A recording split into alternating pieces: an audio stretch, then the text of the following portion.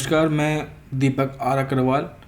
स्वागत है आपका हमारे YouTube channel DRA accounting solutions में।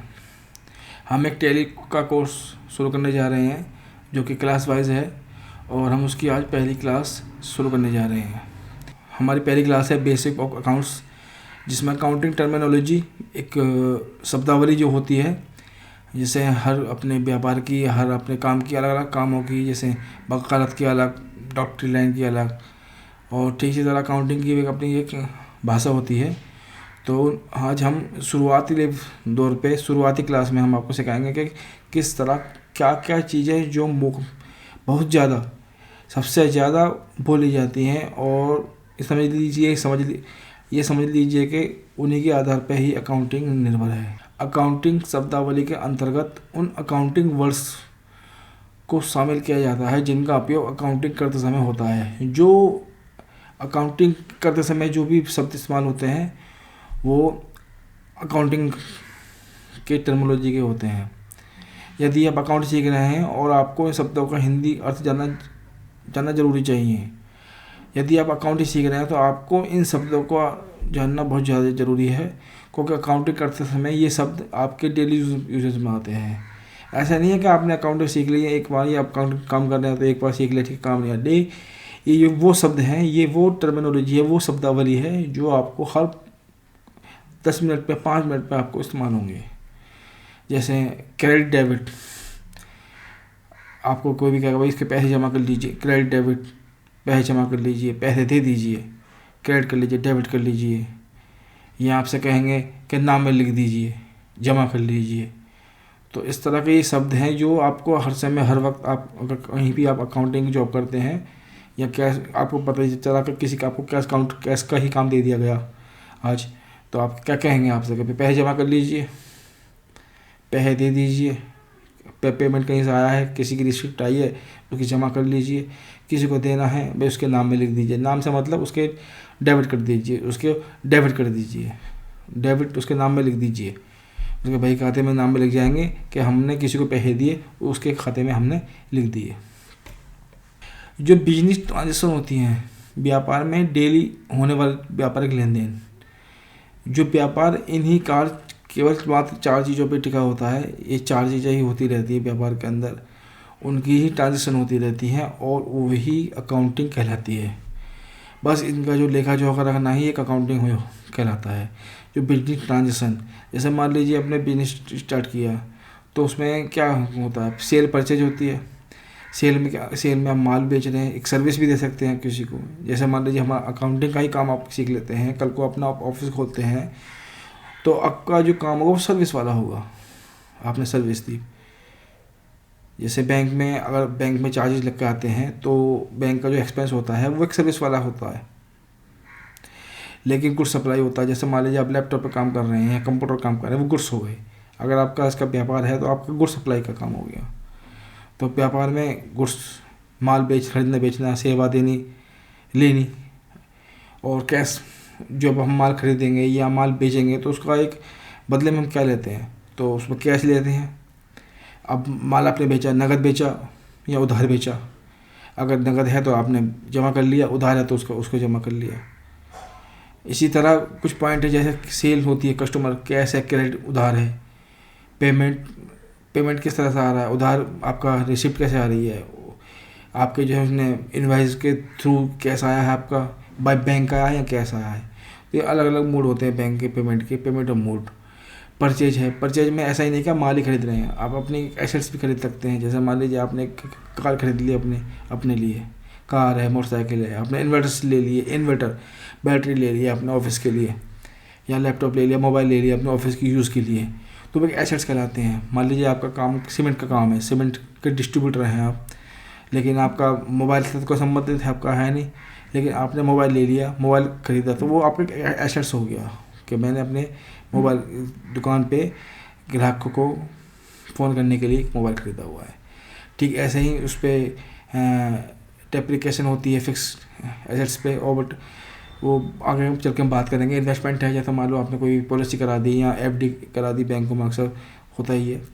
और बिजनेस लोन्स होते हैं, बिजनेस लोन दे रहे हैं, आप ले भी रहे हैं, आपने दिया हुआ भी है किसी को, आपने किसी से लिया हुआ भी है, और इन्वेस्टिंग होती है। सेल ऑफ एसेट्स, मान लीजिए सेल में यही नहीं कि आपने माल ही बेचा है या सर्विस ही दी है। मान लीजिए आपने जो कार खरीदी थी, आज कल खरीदी थी, 1 महीने पहले, 2 महीने बाद आपने बेच दी, तो वो ट्रांजेक्शन सेल ही है, लेकिन वो आपके एसेट्स कहलाएगी। तो ये बहुत सारी चीज़ें हैं व्यापार में होने वाली प्रतिदिन व्यापारिक लेन देन की जो एंट्री होती हैं। ये सब चीज़ें इनको अच्छी तरीके से अकाउंटिंग में उतारना, रजिस्टर में उतारना या कंप्यूटर में इनको उतारना, ये अकाउंटिंग ही आपकी कहलाती है। आप किस तरह से कितने अच्छे तरीके से उसको आप मेंटेन कर पाते हैं। और सबसे ज़्यादा इम्पोर्टेंट है कैपिटल अकाउंट, कैपिटल पूंजी।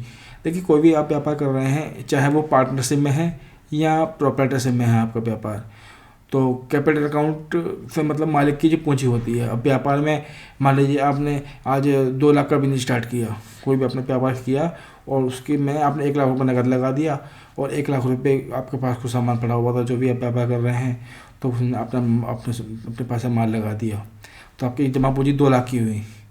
तो व्यापार में जो पूंजी लगी होती है वो मालिक की होती है, व्यापार का जो मालिक होता है। और मालिक एक भी हो सकता है, पार्टनरशिप में 2 भी हो सकते हैं, 10 भी हो सकते हैं, जितनी संख्या हो बढ़ा सकते हैं, कर सकते हैं। वो परसेंटेज वाइज जैसे भी होता है पार्टनरशिप में, वो उसके आधार पे ही उसमें कैपिटल बन के ख़त्म आती है। अगली हम बात करेंगे, देखिए 2 पक्ष होते हैं हमेशा टैली के अंदर, टैली क्या अकाउंटिंग के अंदर, लायबिलिटीज एंड एसेट्स। अगर हम बैलेंस शीट देखेंगे तो credit side, credit side, debit side, liabilities and assets, मतलब हमको क्या देना है और हमारे पास है क्या। अब जैसे मान लो पहला ही मैं आपको ले लेता हूँ, पहला पॉइंट है जैसे credit, CR oblique credit oblique जमा।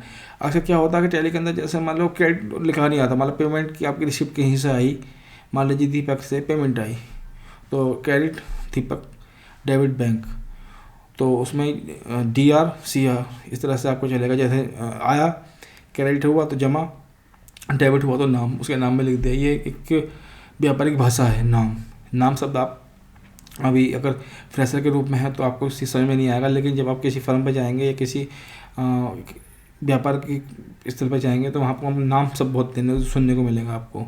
ये डेबिट आपसे कोई नहीं कर डेबिट कर दो, लेकिन जो पुराने व्यापारी हैं आज भी वो सब नाम जमा इस तरह से अपना व्यापार करते हैं। व्यापार में जिनसे राशि लेनी है, जिनसे लेनी है वो डेब्टर्स हो गए, जिनको देनी है वो क्रेडिटर्स हो गए।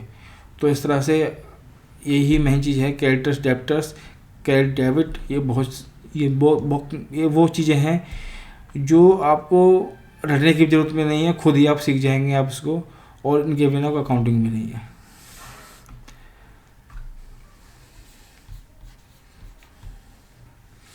अगला है परचेज अकाउंट, सेल अकाउंट। व्यापार में होता क्या है, सेल नगद उधार तो अपना चलता रहता है, लेकिन मेन चीज़ है जो एक बैलेंस शीट बना कर निकलते हैं तो वो सेल परचेज से ही निकलती है। मान लो आपने क्या ख़रीदा है, और परचेज लायबिलिटी साइड का होता है, और सेल जो एसेट साइड का होता है। जैसे क्रेडिट, डेबिट, जैसे मैंने पीछे बताया था आपको। परचेज के लिए खरीदना, व्यापार में जो भी गुड्स खरीद रहे हैं आप वो परचेज हो गई, और सीधा। और जैसे मान लीजिए आपने माल ख़रीदा है, मान लीजिए आपने किसी चीज़ के 100 नग मंगाए और 20 आपने वापस कर दिए, तो जो माल जो वापस जाएगा वो एक तरह से जा रहा है, वो हमको सेल ही बोल सकते हैं, लेकिन नहीं, वो परचेज रिटर्न कहलाएगा। तो इसमें परचेज रिटर्न कहलाएगा इसमें। और सेल परचेज में क्रेडिट नोट, डेबिट नोट के थ्रू ही इसमें ट्रांजेक्शन होती हैं, वो हम आपको चल के बताएंगे। अब दूसरी तरफ ऐसे सेल में है, सेल में माल बेचना, किसी को माल बेचना वो सेल कहलाता है आपका। और अगर आपने माल सेल किया हुआ है और उसे वापस कर रहे हैं तो वो सेल रिटर्न कहलाएगा। तो उसमें अलग अलग चीज़ें होती हैं। तो मेन चीज़ परचेज एंड सेल, चाहे वो गुड्स की हैं चाहे वो सर्विस की हैं। तो ये चीज़ आप समझ लीजिए ठीक से, और आगे हम बात करते हैं। और मेन जो लास्ट में आता है वो है एक बैलेंस शीट। देखिए बैलेंस शीट आप पे अगर नहीं आती और बैलेंस शीट आप नहीं बना पा रहे हैं तो आप बिल्कुल बेकार हैं, मतलब मैं कहूँगा कि आपको अकाउंटिंग नहीं आती। आप कहीं जॉब करने जा रहे हैं या कहीं जॉब कर रहे हैं, तो आपको, मैंने आपसे पूछा कभी बताइए अकाउंटिंग क्या है, तो आपको बैलेंस शीट खोल के सब चीज़, आपको बैलेंस शीट खोल के ही सब चीज़ क्लियर हो जानी चाहिए कि सर ये इस तरह से है। मान लीजिए बैलेंस शीट में क्या होता है, मैं सेल परचेज आपकी क्लियर हो गई, आपने 1 लाख का माल ख़रीदा और वो माल 1,10,000 रुपये बेच दिया, तो आपका 10,000 का प्रॉफिट आया उस पर। 10,000 प्रॉफिट में आने के बाद में कुछ आपने अदर इनकम की, जैसे मान लीजिए परचेज पे डिस्काउंट मिला, वो इनकम में आता है, डायरेक्ट इनकम में आता है, या इनडायरेक्ट इनकम भी कह सकते हैं। जैसे मान लीजिए कहीं से आपने कुछ अलग से काम कर दिया सर्विस वाला, तो वो इनकम इनडायरेक्ट इनकम में हो जाता है अलग अलग, या इंटरेस्ट आ रहा है आपका बैंक में, समझे, या आपने किसी को लोन दिया हुआ किसी को, तो वो इंटरेस्ट आ रहा है, तो इनडायरेक्ट इनकम में जुड़ जाते हैं। तो इनकम हो गया, फिर उसके बाद खर्चे हैं, खर्चे भी डायरेक्ट हैं इनडायरेक्ट हैं। जो आप सेल पे दे रहे हैं वो डायरेक्ट एक्सपेंस है, और जो आप वैसे दे रहे हैं अलग से, मतलब बिना सेल के, या जैसे चाय पीना है, स्टाफ वेलफेयर, फ़ोन एक्सपेंस है, stationery phone expense, stationery expense, electricity expense, बहुत सारे एक्सपेंस हैं जिनकी लिस्ट है पूरी एक, तो वो खर्चे में आ गए। और सबसे मेन चीज़ क्या है बैलेंस शीट के अंदर, स्टॉक। हाँ तो बहुत सारी चीज़ें हैं, लेकिन जो लास्ट में जो बैलेंस शीट हम बना कर चलते हैं प्रॉफिट, बाद में जब हम बैलेंस शीट बना कर चलते हैं प्रॉफिट एंड लॉस अकाउंट की, तो उसमें मेन चीज़ है स्टॉक। स्टॉक की क्लोजिंग क्या है, ओपनिंग क्या है, ये सब चीज़ें आपके ट्रांजेक्शन, जो सेल आपने परचेज आपने की हुई है उसका जो फाइनलाइज होता है, तब वहाँ स्टॉक में आपका क्लियर होता है। फिर आता है profit and loss account. Profit and loss account में आपका कितना आपका प्रॉफिट आया, कितना परसेंट प्रॉफिट है, कितना स्टॉक बचा, ये सब चीज़ें क्लियर हो जाती हैं।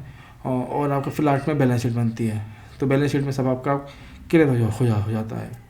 तो ये सब चीज़ें हैं, मैंने शुरुआत से दोस्तों बताई, जैसे क्या कैपिटल अकाउंट है, credit debit, cell purchase, expense, income, stocks, profit and loss account, balance account, balance sheet. तो ये सब profit and loss account, balance sheet, तो ये सब चीज़ें आपको एक बेसिक अकाउंट्स में सीखनी पड़ेंगी। आपको एक्सपेंस पे ध्यान देना पड़ेगा, एक्सपेंस कौन कौन से हैं, क्या क्या एक्सपेंस हैं, क्योंकि सभी व्यापार के अपने अलग अलग एक्सपेंस होते हैं।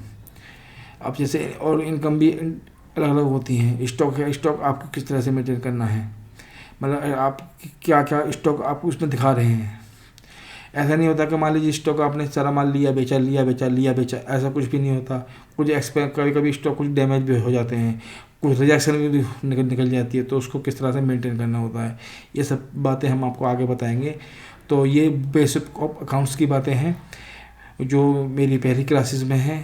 मैं चाहता हूँ कि आप इनको बार बार पढ़ें और थोड़ा इन बेसिक अकाउंट्स की कुछ मेन बातें हैं, आप इनको ध्यान से पढ़ें, ताकि आपकी जो एक बेस है वो मजबूत हो, क्लियर हो, ताकि आप अकाउंट करने कहीं सीखें तो आपको कोई भी बात कहने सुनने से पहले आपको पता होना चाहिए कि हाँ ये इस मुद्दे पे बात हो रही है।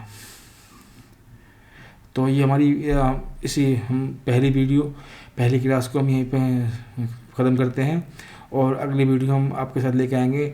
उसमें उसका नाम होगा हाउ टू क्रिएट कंपनी, कि कंपनी कैसे बनाएं और कंपनी किस तरह से बनती है, इसी मुद्दे पर हम बात करेंगे। धन्यवाद।